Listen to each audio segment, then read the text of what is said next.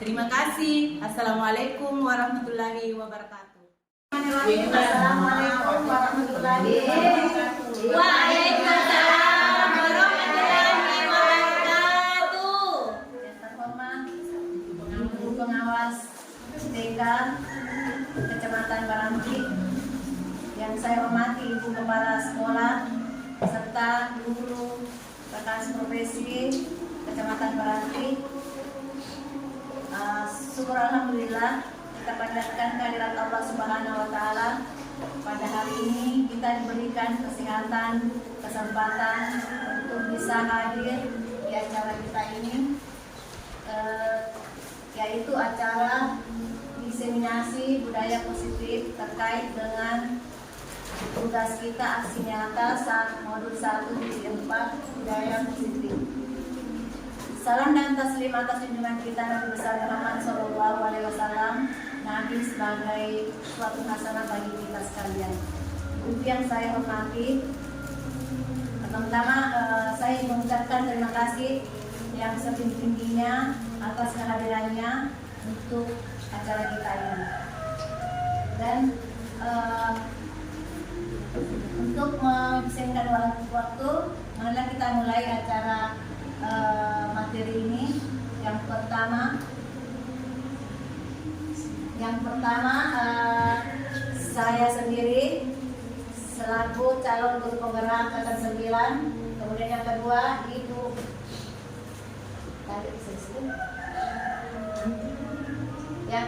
Ibu Ramla, yang ketiga Aminah, yang keempat Haji Masriani. Untuk materi pertama yaitu konsep inti budaya positif. Yang pertama itu perubahan paradigma belajar. Untuk materi saya yang karena kami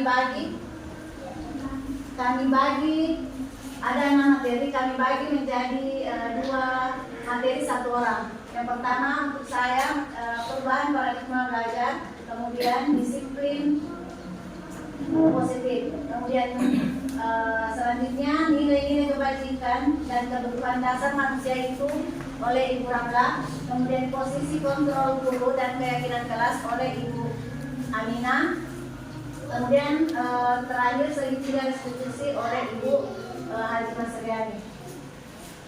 Dan mari kita lanjut untuk perubahan paradigma baru. Perubahan paradigma baru, apa itu paradigma? Paradigma itu mungkin keyakinan atau kepercayaan untuk suatu prinsip untuk pembelajaran berdiferensiasi, sehingga peserta didik belajar sesuai kebutuhannya berdasarkan perkembangan sesuai teori psikologi modern untuk mewujudkan profil pelajar Pancasila. Perubahan paradigma kegiatan, sebagai contoh ada kegiatan kepalan tangan.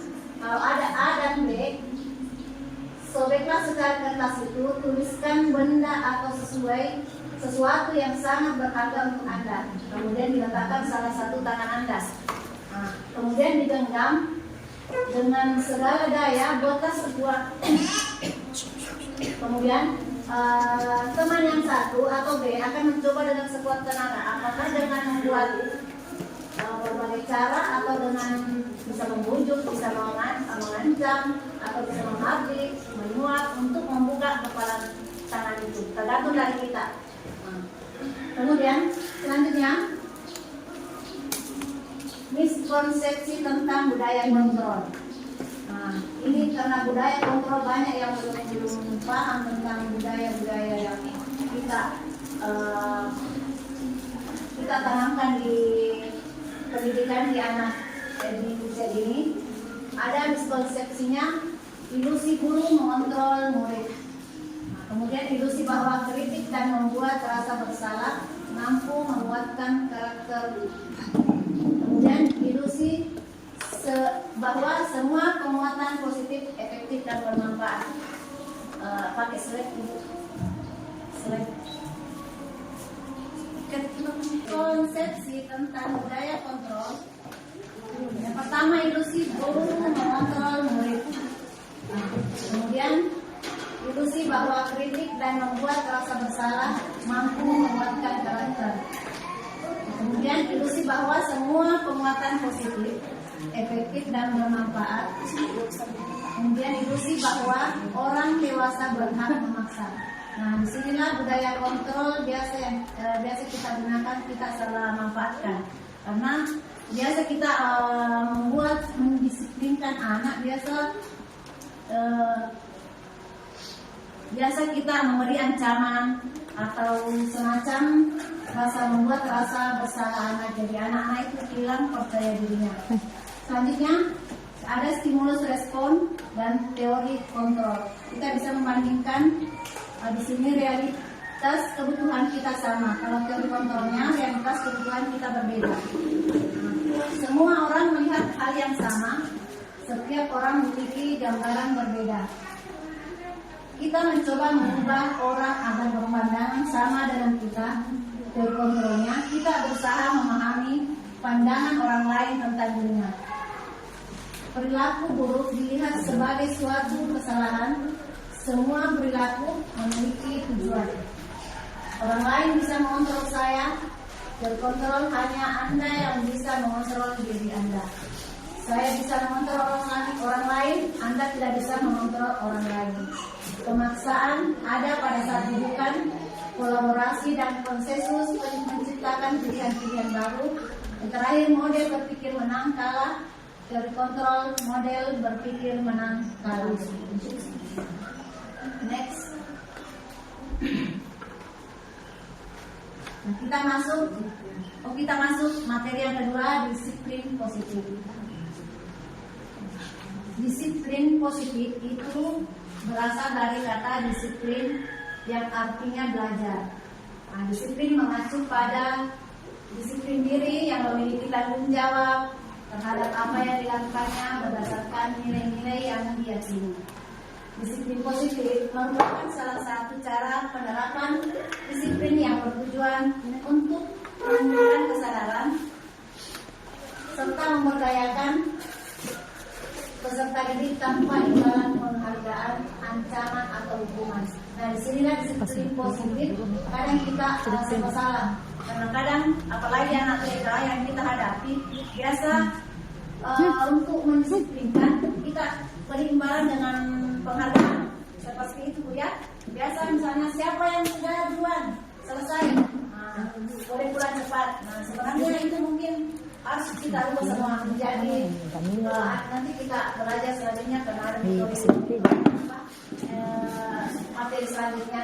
Jadi kita beralih sebagai pendidik, tujuan kita adalah menciptakan peserta didik yang memiliki disiplin diri sehingga mereka berperilaku mengacu kepada nilai-nilai kebajikan universal dan memiliki motivasi intrinsik dalam perubahan perilaku ke arah yang lebih baik.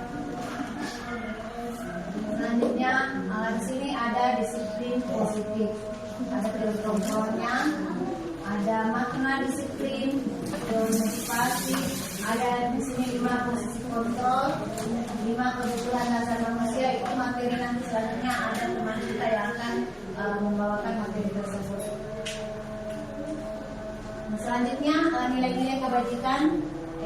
Pemateri selanjutnya untuk akan dibawakan oleh Ibu Ramlan. Kepada Ibu disilahkan.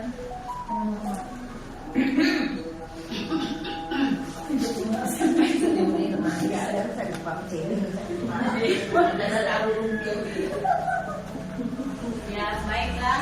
Terima kasih atas kesempatannya. Assalamualaikum warahmatullahi wabarakatuh. Waalaikumsalam warahmatullahi wabarakatuh. Perkenalkan, nama saya Rahla dari TK Negeri Dharma Wanita Simpo.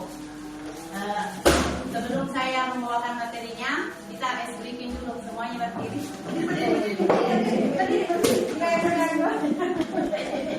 Ya, kita ice briefing profil pelajar Pancasila. Ya, 1, 2, 3. Belajar Pancasila, beriman dan bertakwa pada Tuhan yang Esa.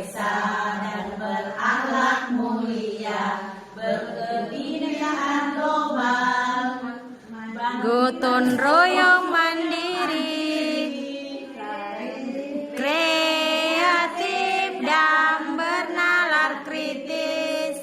Ya, baiklah, saya akan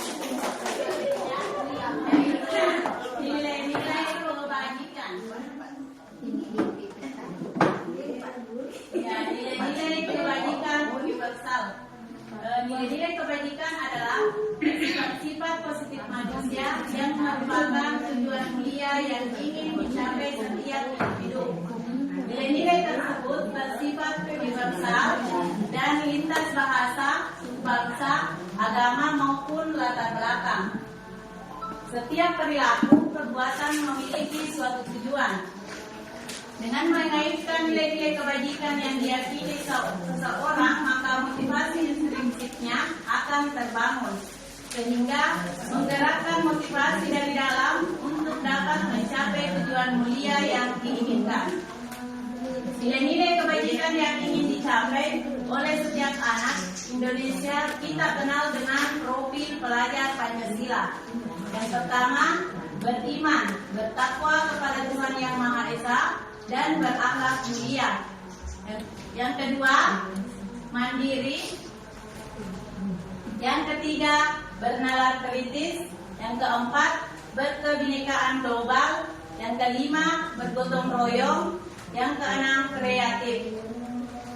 Dimensi profil pelajar Pancasila. Dimensi beriman, bertakwa kepada Tuhan Yang Maha Esa, dan berakhlak mulia adalah karakter yang memiliki akhlak dalam hubungannya dengan Tuhan Yang Maha Esa, di mana peserta didik dapat memahami ajaran agama dan kepercayaannya, serta menerapkan ke dalam kehidupannya. Indonesia kita kenal dengan profil pelajar Pancasila. Yang pertama, beriman, bertakwa kepada Tuhan Yang Maha Esa, dan berakhlak mulia. Yang kedua, mandiri. Yang ketiga, bernalar kritis. Yang keempat, berkebinekaan global. Yang kelima, bergotong royong. Yang keenam, kreatif. Dimensi profil pelajar Pancasila. Dimensi beriman, bertakwa kepada Tuhan Yang Maha Esa, dan berakhlak mulia adalah karakter yang memiliki akhlak dalam hubungannya dengan Tuhan Yang Maha Esa, di mana peserta didik dapat memahami ajaran agama dan kepercayaannya, serta menerapkan ke dalam kehidupannya sehari-hari. Tak hanya itu, bagaimana peserta didik juga mampu menerapkan akhlak yang mulia bagi dirinya sendiri, terhadap sesama manusia dan alam, serta kehidupan berbangsa dan bernegara. Yang kedua, dimensi berkebinekaan global adalah karakter yang mempertahankan budaya luhur, menghargai keberagaman budaya, dan kemampuan dalam berinteraksi dan bersosialisasi dengan sesama. Misalnya, ketika pembelajaran di sekolah, guru dan peserta didik sama-sama belajar tentang multikultural dan mengeksplorasi berbagai budaya yang dipelajari. Dan selanjutnya, dimensi bergotong royong. Dimensi bergotong royong adalah karakter yang dibangun oleh peserta didik dalam menyadari bahwa sebagai makhluk sosial pasti membutuhkan bantuan dari orang lain. Misalnya, ketika guru membentuk diskusi kelompok di kelas, diharapkan peserta didik memiliki dorongan untuk bekerja sama, aktif, serta membangun komunikasi dan interaksi. Dimensi kreatif adalah karakter peserta didik yang memiliki daya cipta atau kemampuan untuk menciptakan karya, berkontribusi dalam memberikan gagasan dan memecahkan masalah. Karakter ini juga dapat membangun dan mengembangkan kreativitas dari segi minat, bakat, dan keterampilan, serta potensi yang ada dalam diri peserta didik.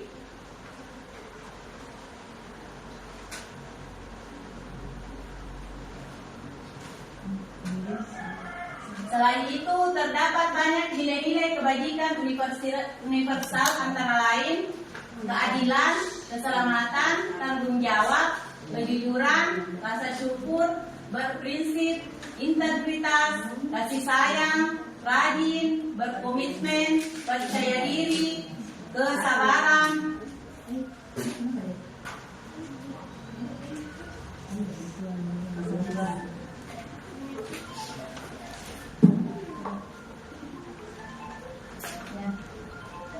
dan keamanan. Ya, materi selanjutnya kebutuhan dasar manusia.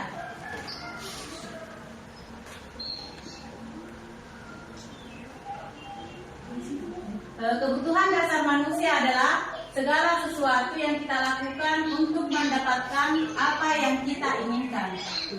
Seluruh tindakan yang kita lakukan memiliki tujuan tertentu dan semua usaha terbaik yang kita lakukan adalah dalam rangka agar kebutuhan dasar kita terpenuhi dengan baik.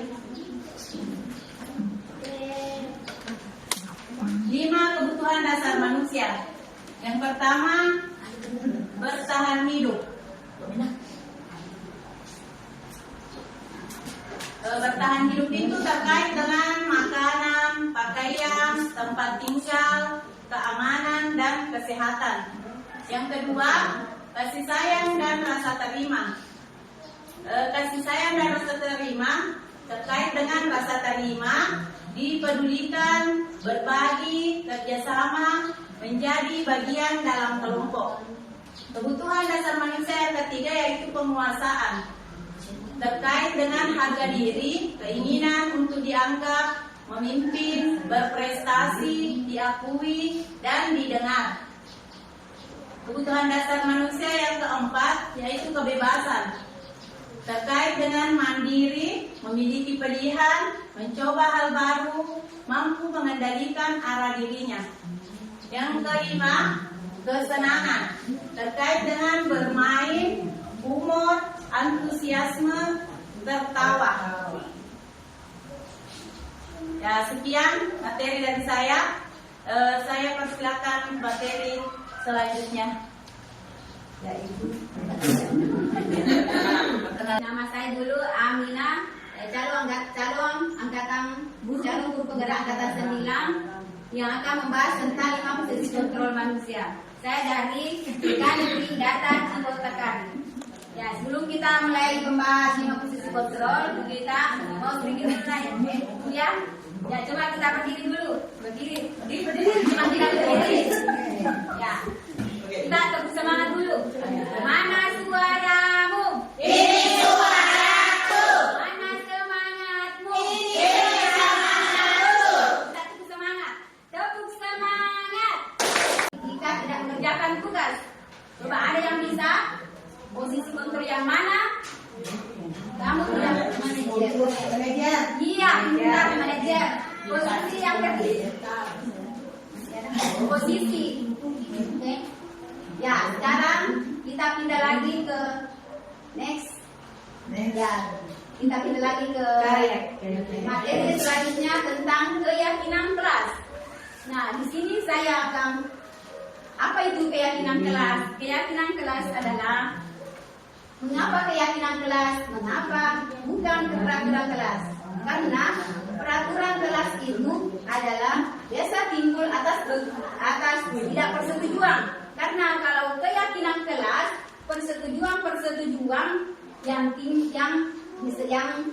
timbul bersama anak dan guru membuat peraturan. Ya, kesepakatan kita antara guru dan anak membuat kesepakatan. Nah, jadilah keyakinan kelas. Nah, mengapa tidak peraturan saja? Mengapa harus keyakinan kelas? Yang pertama, mengapa kita memiliki peraturan harus menggunakan helm bila mengendarai kendaraan roda 2? Yang kedua, mengapa kita memiliki peraturan 3M menggunakan masker, mencuci tangan, dan menjaga jarak 1,5 meter? Yang ketiga, mengapa kita memiliki peraturan harus datang tepat waktu pada saat mengikuti pelatihan? Nah, ini untuk mendukung motivasi intrinsik kembali ke nilai-nilai keyakinan bagi mengerahkan seseorang dibandingkan mengikuti serangkaian peraturan. Next. Nah, di sini ada contoh tentang keyakinan kelas, bagaimana kelas, budaya positif, lingkungan positif, keyakinan kelas, dan peraturan kelas. Nah, di sini cara pembentukan keyakinan kelas. Yang pertama itu harus bersifat abstrak, yang kedua berupaya pernyataan universal, yang ketiga dibuat dalam pernyataan positif, yang keempat sedikit saja agar mudah diingat, sesuai dengan kondisi kelas dan sekolah sehingga mudah diterapkan. Semua warga sekolah atau warga kelas dilibatkan saat membuat keyakinan kelas. Nah, di sini sedikit saya beri contoh tentang keyakinan kelas saya di sekolah ya. Kalau saya di sekolah, saya sering melakukan kegiatan pembelajaran, tapi sebelum melakukan kegiatan pembelajaran, saya buat keyakinan kelas dulu kepada anak saya. Karena kita sebelum memulai pelajaran, kita keyakinan kelas. Contohnya ya, anak-anak, contohnya ya, anak-anak, kita buat keyakinan kelas sebelum kita mulai pelajaran. Coba, ada yang bisa bantu Bunda untuk membuat keyakinan kelas. Ya, biasanya itu anak-anak ada yang mengangkat tangan. Saya Bunda. Ya, coba apa nak? Tidak boleh ribut. Iya, betul. Tidak boleh ribut. Yang pertama, tidak boleh ribut. Ya, coba ada yang bisa bantu Bu. Ya, yang kedua apa? Tidak boleh jalan-jalan. Iya, tidak boleh jalan-jalan. Tidak boleh. Iya, tidak boleh minum. Tidak boleh minum sebentar belajar. Ya, ya, harus minta izin sebelum membuat. Ya, jadi membuat keyakinan kelas itu harus sedikit supaya anak bisa mengingat. Jadi pembelajaran esoknya sebelum kita melakukan pembelajaran, ya selalu saya ingatkan kepada anak saya, bilang, siapa masih ingat keyakinan kelas kita kemarin buat? Ya, anak-anak pasti ingat karena mudah diingat, singkat ya. Ya, yang selanjutnya peraturan dan keyakinan kelas. Di sini peraturan selalu kembalikan buku ke tempatnya, dilarang mengganggu orang lain. Apa keyakinan kelas di situ? Hadir di sekolah 15 menit sebelum pembelajaran dimulai. Dilarang melakukan kekerasan, dilarang menggunakan narkoba, bergantian atau menunggu giliran, gunakan masker, jangan berlari di kelas atau kantor. Nah, sekarang ada keyakinan kelas dan tadi itu ada peraturannya, jadi ada yang apa di situ tentang keyakinan kelas. Ya, kalau selalu kembalikan buku tempatnya itu keyakinan kelasnya tanggung jawab. Yang kedua, dilarang mengganggu orang lain. Keyakinan kelasnya menghormati orang lain. Yang ketiga, hadir di sekolah 15 menit sebelum pembelajaran dimulai, menghormati orang lain atau berkomitmen. Yang keempat, dilarang melakukan kekerasan. Keyakinan kelasnya itu keselamatan, menghormati orang lain. Ya, selanjutnya dilarang menggunakan narkoba tentang kesehatan tingkat. Ya. Selanjutnya bergantian atau bergiliran. Keyakinan kelas ya, menghormati orang lain atau bersahabat. Gunakan masker. Ya, keyakinan kesehatan dan keselamatan. Selanjutnya, next. Ya, yang terakhir ya, cukup. Ya, terima kasih atas kesempatan diberikan. Ya, sekarang saya persilakan ke materi selanjutnya. Ya, silakan.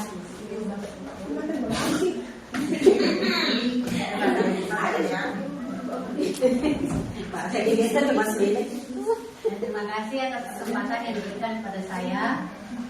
Nama saya Marsiani Yusuf dari TK Al-Irsyad Al-Islamiyah Kanye. Saya adalah CGP Angkatan ke-9 Kabupaten Sidrap. Pada kesempatan ini saya akan membawakan segitiga restitusi. Ya, adapun segitiga restitusi itu adalah merupakan suatu proses dialog yang dijalankan oleh guru agar dapat menghasilkan murid yang mandiri dan bertanggung jawab. Seperti ini kita lihat segitiga restitusi berbentuk segitiga, memiliki 3 poin, yaitu validasi tindakan yang salah, menanyakan keyakinan, dan menstabilkan integritas. Next. Ya, untuk menstabilkan identitas yaitu berdasarkan prinsip membuat kesalahan adalah bagian dari proses pembelajaran. Maksudnya itu di sini kita berbuat kesalahan itu untuk belajar. tanpa kita berbuat kesalahan kita tidak tahu apakah itu benar atau salah. Bisa saja kita berbuat kesalahan, kita bisa akan yang salah, menanyakan keyakinan dan menstabilkan identitas. Next. Ya, untuk menstabilkan identitas itu berdasarkan prinsip membuat kesalahan adalah bagian dari proses pembelajaran. Maksudnya itu di sini kita berbuat kesalahan itu untuk belajar. Tanpa kita berbuat kesalahan kita tidak tahu apakah itu benar atau salah. Bisa saja kita berbuat kesalahan, kita bisa membuat lagi yang lebih baik. Contohnya seperti ini. Ada kata-kata yang biasa kita berikan untuk anak di TK, karena kita di TK ya seperti ini, berbuat salah itu wajar. Biasanya tuh anak-anak kan di TK suka berbuat kesalahan, ya, dan mereka tidak tahu bahwa itu salah atau tidak. Tapi kita tidak boleh langsung menjudge atau menghukum mereka bahwa mereka salah, karena mereka tidak tahu. Jadi kita cuma bisa memberikan kata bahwa berbuat salah itu wajar. Atau kalau mereka sudah tahu mereka melakukan kesalahan, kita bisa memberikan penguatan bahwa tidak ada manusia yang sempurna, atau ibu juga pernah melakukan itu. Ibu tidak mau mencari siapa yang salah, tapi ibu ingin mencari solusi dari permasalahannya. Permasalahan ini maksudnya di sini apabila ada anak-anak yang berkelahi dan masing-masing saling menyalahkan. Jadi kita tidak boleh mencari siapa yang salah. Kita harus dulu mencari solusi. Apa sebabnya anak-anak ini bertengkar atau berkelahi? Yang terakhir, kita bisa memberikan kata yaitu kamu berhak merasa begitu apabila kita sudah mendapat solusinya. Jadi untuk menenangkan anak kita harus memberikan penguatan juga. Terus ada juga di sini validasi tindakan yang salah, yaitu berdasarkan prinsip setiap perilaku berusaha memenuhi suatu kebutuhan tertentu. Itu seperti kamu pasti punya alasan mengapa melakukan hal itu. Terus yang kedua, padahal kamu bisa melakukan yang lebih buruk dari ini ya. Kita memberikan kata-kata positif untuk anak supaya mereka juga tidak terlalu merasa bersalah. Ya, karena itu biasanya untuk anak-anak kalau kita memberikan kata yang langsung menghukum, dia akan merusak mental anak. Ya. Kamu patut bangga karena telah melindungi sesuatu yang penting buatmu. Ya, dalam hal ini mungkin dia mempertahankan mainannya, makanannya. Jadi setelah kita mencari solusi dan mengetahui permasalahannya, kita patut juga memberikan penghargaan seperti itu kepada anak. Terus yang berikutnya itu, kamu melakukannya karena mempertahankan sesuatu yang penting bagimu. Berarti kita menjelaskan, memberikan penguatan bahwa betul memang perbuatannya untuk mempertahankan sesuatu. Ya, kita lanjut untuk menanyakan keyakinan. Menanyakan keyakinan di sini itu berdasarkan prinsip teori kontrol, bahwa pada dasarnya kita termotivasi secara intrinsik. Intrinsik itu berarti dari dalam itu. Contohnya itu apa keyakinan kelas kita, seperti tadi sudah dipaparkan sama Ibu Amina bahwa keyakinan kelas seperti ini. Terus berikutnya itu nilai-nilai apa yang telah disepakati bersama. Selanjutnya seperti apa gambaran sebuah kelas yang ideal menurut kamu. Dan terakhir itu kamu ingin menjadi orang seperti apa. Ya, lanjut. Ya, bagian penutup terakhir ya, dalam penerapan program disiplin positif hendaknya guru memiliki standar kepribadian yaitu profesional dan sosial yang baik, di mana guru mampu merefleksi dirinya dalam posisi kontrol saat ini. Ya, bagaimana perjalanan dirinya sebagai among atau manajer yang menuntun murid-muridnya menjadi insan yang mandiri, merdeka dan bertanggung jawab. Oke, dan demikianlah materi yang sudah kami berempat paparkan pada hari ini. Barangkali di antara ketujuh materi yang sudah kami bawakan hari ini ada yang ingin bertanya atau memberikan saran dan kritik, waktu dan tempat kami persilakan. Terima kasih.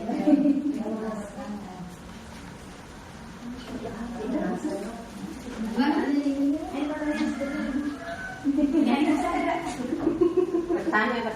Sedikit. Mau sedikit. Masuk 5. Masuk keluar.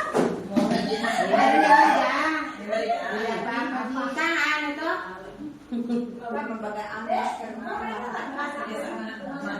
Tidak apa-apa. Keselamatan Mas.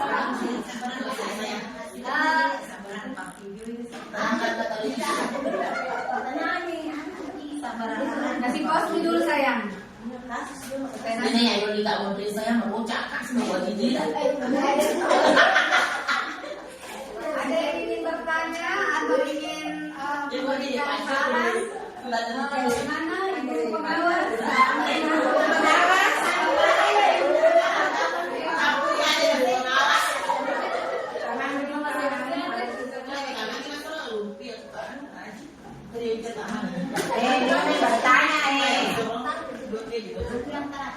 Bertanya berapa rupiah?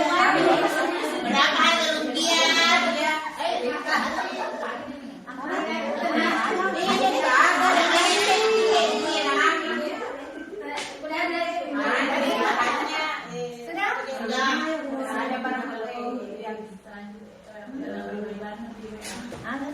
Terima kasih atas kehadiran rekan-rekan guru, ibu pengawas dan juga kepala sekolah pada hari ini.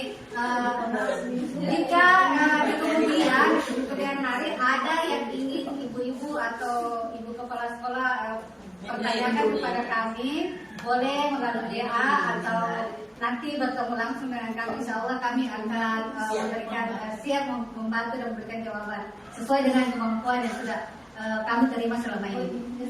Dan terima kasih. Wassalamualaikum warahmatullahi wabarakatuh. Rekan-rekan guru untuk memberikan pertanyaan kepada kami berempat. Apabila dalam materi yang kami sampaikan ada yang ingin ditanyakan, kami waktu dan tempat kami persilahkan. Silakan Ibu. Bismillahirrahmanirrahim. Assalamualaikum warahmatullahi wabarakatuh. Waalaikumsalam warahmatullahi wabarakatuh. Nama saya Kasmawati dari TK Negeri Dharma Wanita Parseno. Yang saya ingin tanyakan, bagaimana contoh posisi manajer? Terima kasih. Terima kasih. Kebetulan pertanyaan itu ada pada materi daripada Ibu Amina. Kepada Ibu Amina kami persilakan untuk bisa memberikan tanggapan. Terima kasih.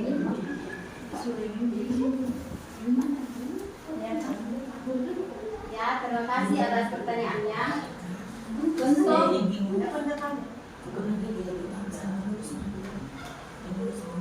ya, terima kasih pertanyaannya Ibu Kasmati. Ya, contoh 5 contoh posisi control manager. Di sini karena saya tadi mengatakan karena posisi control manager adalah bekerja sama guru dan murid. Ya, kesepakatan antara guru dan murid. Contohnya kalau kita mau melakukan suatu kegiatan harus disertai harus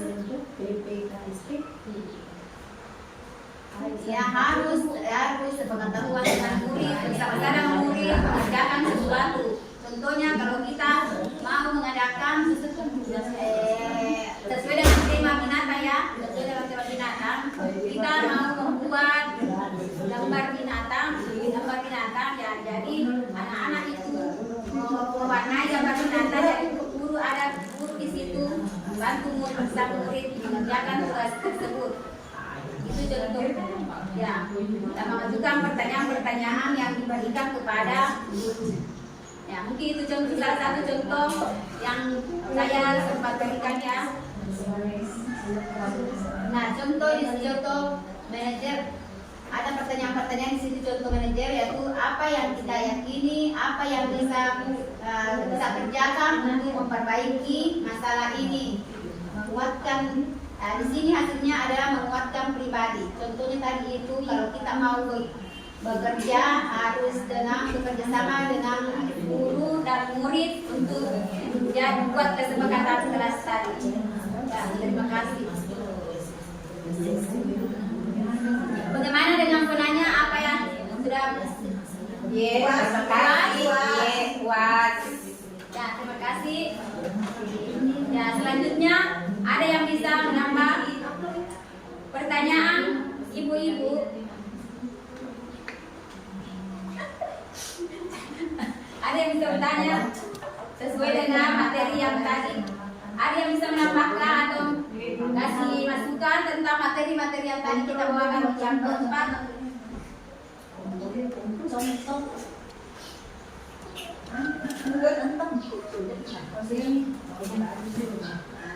Apa yang dia?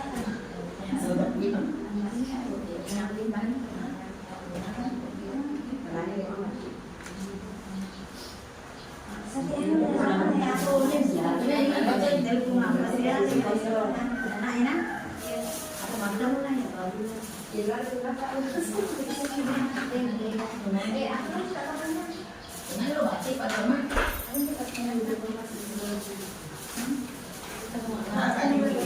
Mana lah sebenarnya lagi biar kami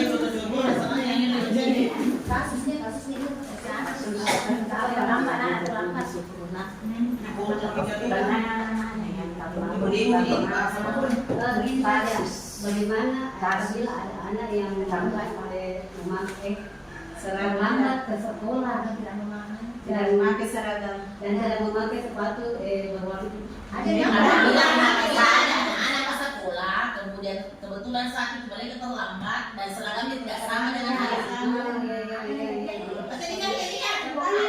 Apa solusinya? apa solusinya? Apa solusinya? Apa dilakukan oleh seorang? Bagaimana solusinya? Karena kan saya restitusi. Penanganan segitiga restitusi. Ya, terima kasih kepada Ibu Amina yang sudah memberikan tanggapan atas pertanyaan dari rekan kita Ibu Kasma. Barangkali ada lagi dari rekan guru yang lain yang ingin bertanya. Kami persilakan. Ya, Ibu. Assalamualaikum warahmatullahi wabarakatuh. Terima kasih atas kesempatan yang diberikan. Pertanyaan saya, apabila seandainya saya mempunyai seorang murid terlambat ke sekolah dan kebetulan pada saat itu seragamnya tidak sama dengan temannya, apa solusinya yang terbaik untuk anak saya? Terima kasih atas pertanyaannya dari Ibu Jumiati. Di situ kita menggunakan segitiga restitusi. Adapun segitiga restitusi itu yaitu kita berperan sebagai teman bagi anak. Dalam hal ini kita menstabilkan yaitu ya kita menstabilkan identitas ya, sehingga anak itu begini, dia terlambat ke sekolah dan memakai baju yang tidak sesuai dengan temannya pada hari itu ya. Sebagai guru, apalagi guru TK ya, kita seharusnya tidak boleh menyalahkan, langsung memberikan kata-kata yang menyudutkan anak tersebut. Kita istilahnya kita berfungsi atau pada posisi teman bagi anak kita. Misalnya kalau kita sudah menjemput di depan kelas, kita lihat dia memakai baju yang tidak kan pasti ada temannya yang yang pasti memprotes bajunya. Kalau kita sebagai guru, mungkin kita tidak akan.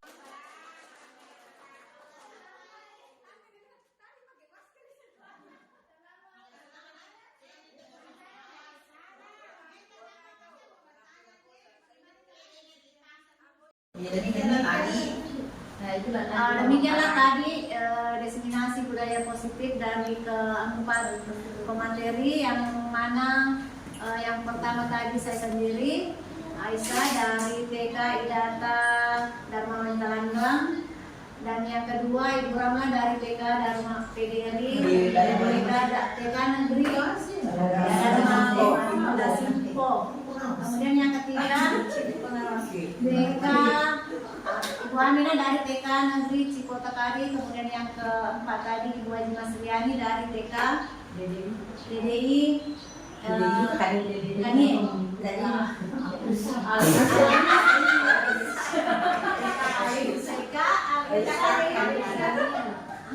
Islamiyah. Itulah tadi keempat pemateri.